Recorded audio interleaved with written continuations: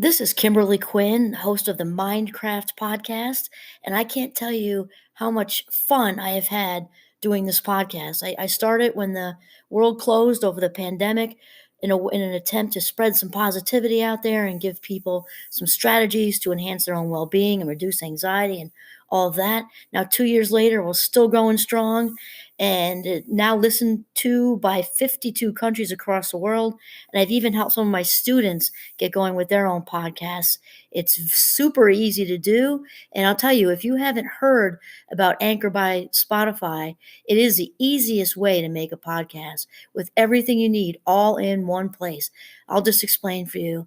Anchor has tools that allow you to record and edit your podcast right from your phone or computer. When hosting on Anchor, you can distribute your podcast on listening platforms like Spotify, Apple Podcasts, and more. It's everything you need to make a podcast in one place. And best of all, Anchor is totally free. Download the Anchor app or go to anchor.fm to get started. It is a ball. Start today. Greetings, Minecrafters, and welcome to another Minecraft discussion today. Remember that, oh, hi, Giovanni, that Minecraft is about all things well-being, and mainly our main theme, the foundation of Minecraft, is that thoughts come first, followed by feelings, and then actions or behavior last, which means that in reality, that our thoughts literally dictate our lives. So that's what we're talking about here. And this is a good foundational discussion today because what I'd like to talk about, I think I forgot to say, did I say who I was? I'll say it now. My name is Kimberly Quinn, and what I'd like to sort of lead our discussion with today is to, encourage you to stop rejecting yourself. Stop rejecting yourself. And I think it seems that it's so easy, and there's a reason it's easy because we're actually wired primally to more negative thinking from way back when we were, dodging saber-toothed tigers and such. And so to turn that around, have more of an it can be an uphill lift into positivity. Though here's the thing, like anything we practice, we never inevitably get good at.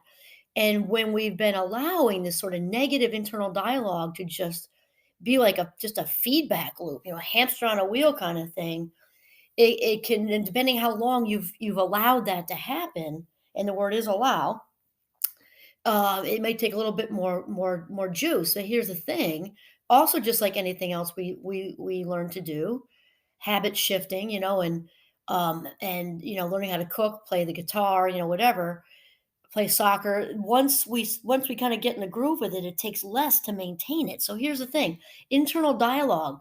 Like I don't like this about myself. I've got a muffin top. I can't seem to lose the weight. My thighs are too big. I maybe you're a genetic female and you think you're too tall. You're 6'2". You're a genetic male and you're 5 feet. And which in our society can sometimes be challenging. It can be birthmarks, freckles, whatever.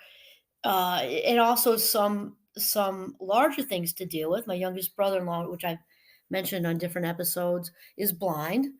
For the most part, he's got a tiny bit of peripheral vision, but he's, for all intents and purposes, he cannot see, and that's the body he was born with. And so, really, we need to ask ourselves, what's the point of all this self-deprecating? Like, where's it going? Where is it going? Is the question. I can I can tell you also that we as human beings don't do anything unless there's some sort of payoff. So the clearest example is like, going to work and there's an external motivator, which is the paycheck. And also there's different payoffs. And that's just like an easy example. There's also payoff with what we would say to ourselves and emotionally. And payoff doesn't always have to be positive. People think that payoff has to be positive. No, it does not. Because if those of us who are born into a family that was dysfunctional, and we weren't treated well, and maybe not loved as much as we needed to be, whatever, we can become really, really comfortable with not being treated well. So the payoff in it is that it's comfortable, even though on some level we know it isn't healthy. we're not talking about healthy with this. We're talking about payoff. We will continue to do anything when there's payoff in it. In fact, sort of similar to that, self punishment is also a huge payoff. And you might be saying, oh, wow, it doesn't make sense. It really, really does, actually. If somebody grew up in a home, again, where they were mistreated, somebody can know that whatever they're doing isn't healthy. Sabotaging ourselves is a form of self punishment. We all know self sabotage is super common. And this is a way to punish ourselves. That'll teach me to try to be happy or try to be whatever successful in whatever way. And this is very, very reinforcing, actually. Okay, so this is where it's really important to remember that the foundation of Minecraft, which is to become the boss of your brain, that thoughts lead to feelings. Thoughts absolutely come first. So if we're thinking self-deprecating thoughts of I'm too tall, too short, too fat, too thin, whatever, that's going to lead us into feeling not enough, inadequate in whatever way it is that you're running, sort of running through the loop, the feedback loop. So instead, this is going to again might be a little bit of an uphill lift. In order to change that dialogue, number one is awareness, obviously, because we cannot do what we don't know. And then to even look in the mirror, if you can do that. That might be hard for some people at first, but and smile and just say, I like this about myself. Don't you look beautiful today? Don't you look handsome today? You look amazing in that outfit. You look it, or you can even get deeper if you can do it, great. Man, I love you. I love you. And say it right to yourself. And this is the way to start turning it around. So if you can do one positive affirmation per day, this is a really good start. I like this about myself. I like that about myself. Today, I did a good job with this. Today, I did a great job with that. Da, da, da, da, da. Even if you have to fake it till you make it, fake it till you make it, fake it till you make it. That is a psychological thing. And it works a large degree of the time. When we're not confident, we can pretend like we are. And lo and behold, we actually end up feeling more confident.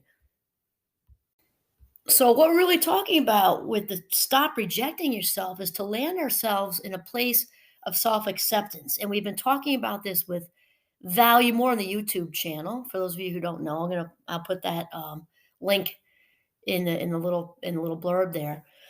We've been talking a lot about that because none of the rest of anything can come together without self value. It just can't. And sometimes people say, "Oh, well, is all of this selfish?" No, selfishness. I'm going to borrow this one from Wayne Dyer. He talks about selfishness as being is sort of knowing or differentiating is when you're a burden to somebody else, or when you're burdening somebody else. When you are burdening somebody else, that's selfishness. If you are filling yourself up authentically, you are not only are you celebrating and embracing and accepting the gift of your own life. When people who are walking around, full of self-love, they are giving, radiating all that positivity, not only to themselves but to the world. So selfishness is the exact opposite. That's sort of like attention seeking, conceit and arrogance is all that, ego driven stuff. If you're authentically taking care of yourself, authentically saying these positive affirmations to yourself, authentically accepting compliments, this is food for the spirit and benefits you and everybody around you.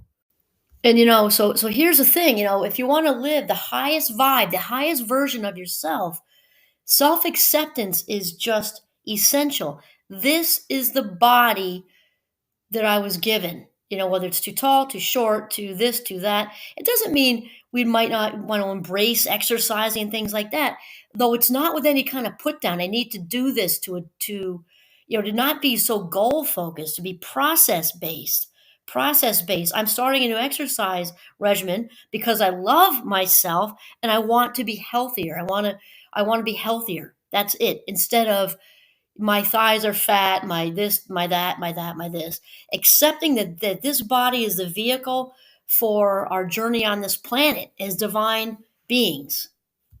So it's absolutely not selfish to say all these wonderful things to yourself and land in a place of self-acceptance where somebody can give you an authentic compliment and you just take it. In fact, I couldn't make this stuff up. I was outside just now working out of the house today, and it's a beautiful sunshiny snowy day, and our older neighbor came up, and I'm literally in mismatched pajamas and a fleece, and I have bed hair, no joke, because I'm doing a podcast and it doesn't matter except for now that I just told all of you. And this wonderful man down the road, he's an older guy, just brought the Christmas tree to his old Christmas tree for the goats, which is like crack. They absolutely love it. And I just caught myself. I was like, oh, and my arms kind of just full on, sorry about the bed, making a joke. Sorry about the bed here, mismatched jammies. I caught myself doing it. And he said, are you kidding me? You look great no matter what you're wearing. He's just sweet. He's a sweet older man. And I just caught myself and I said, thank you. What a pleasure to have you around. Thank you. As far as, you know, uh, selfishness or being a burden, how Wayne Dyer said it.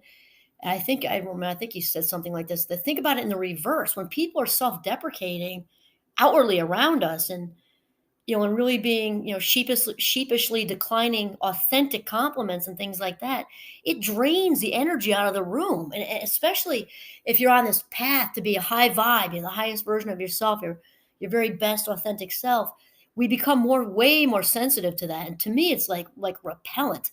I have a force field that goes up when there's negativity, 3 states away. To me, it's noise pollution or air pollution or something. I don't know. I'm not talking about authentically listening to a friend who's struggling, entirely different. I'm talking about just complaining and whining and self-deprecating language, and it's just draining. And if we go by Wayne Dyer's definition of selfish, even though the person isn't doing it on purpose, that's draining the energy out of the room. With self-deprecation is far more selfish than authentically filling yourself up with all kinds of love and acceptance and joy, and to really cherish yourself. You know how much I love that word, because it's love and acceptance merged. And then it's like I feel like it's like when you watch a little kid open a Christmas present and they just hold it, and the bow that they're savoring the bow, they're savoring the whole scene, and then they stare at it and just look at it like, cherish yourself, savor every minute that you've got, savor your life minutes. And gosh, accept compliments. You got to do you, and you got to be you, accept you, and love you. If all the rest of every aspect of your life is going to come together to be your highest vibration of yourself, that is just it in a nutshell.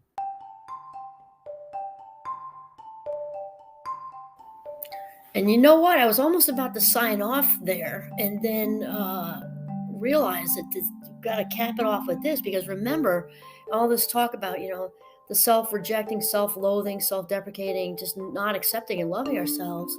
Realize or remember that we teach other people how to treat us every day, even if we don't open our mouths. I mean, I'm sure all of you have met somebody, people that have a lower vibe, lower self-esteem, or, they're kind of putting it out there to go ahead and walk all over them, which obviously a good person isn't going to take advantage of. Though we've talked about this in previous episodes, that even though, a really good person isn't going to jump on that train, they might very unconsciously, ask you your opinion last, and maybe not value that opinion as much. Maybe they've decided where to go for lunch for so-and-so's birthday, and they forgot to ask you. It's just because, and it's not even unintentional, but we teach people how to treat us. So if you don't like yourself, other people aren't going to like you either. It's just how it goes. And when you accept you, other people will accept you. When you're confident, other people will also sort of respond to that, and respond to boundaries. And it is just, I can't say enough about putting this first as far as where your life minutes are. It is working on your own self-acceptance and self-value, because only then will the rest of your life fall in place. And only then, when this acceptance and love and this happiness, these things are in place, can you truly be successful, however you define that. And now I will say, this is Kimberly Quinn signing off on this spectacular day in Northern Vermont. Have a mindful, very self-accepting, self-loving day.